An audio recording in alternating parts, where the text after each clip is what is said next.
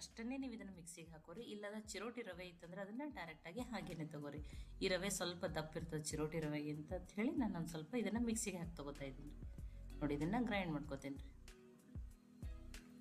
ನೋಡಿರಿ ಗ್ರೈಂಡ್ ಮಾಡ್ಕೊಂಡಿದ್ದೀನಿ. ಈಗ ಇದು ಕರೆಕ್ಟಾಗಿ ರೆಡಿ ಆಗ್ಯದ ರೀ.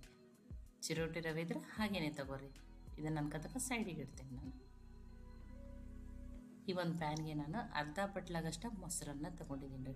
ಸಪ್ಪಗಿರೋ ಮೊಸರನ್ನೇ ತಗೋರಿ, ಹುಳಿ ಮೊಸರು ಬೇಡ. ಇದಕ್ಕೆ ನಾನು ಇದೇ ಬಟ್ಲೆ 1.5 ಬಟ್ಲಾಗಷ್ಟ ನೀರನ್ನು ಹಾಕ್ತೀನಿ ರೀ. ಇಲ್ಲಾಂದ್ರೆ ನೀವು ಮಜ್ಜಿಗೆನೂ ತೊಗೋಬೋದು. ಮಜ್ಜಿಗೆ 1 ಬಟ್ಲೆ ತೊಗೊಂಡ್ರೆ ನೀರನ್ನು 1 ಬಟ್ಲನ್ನೇ ಹಾಕ್ರಿ.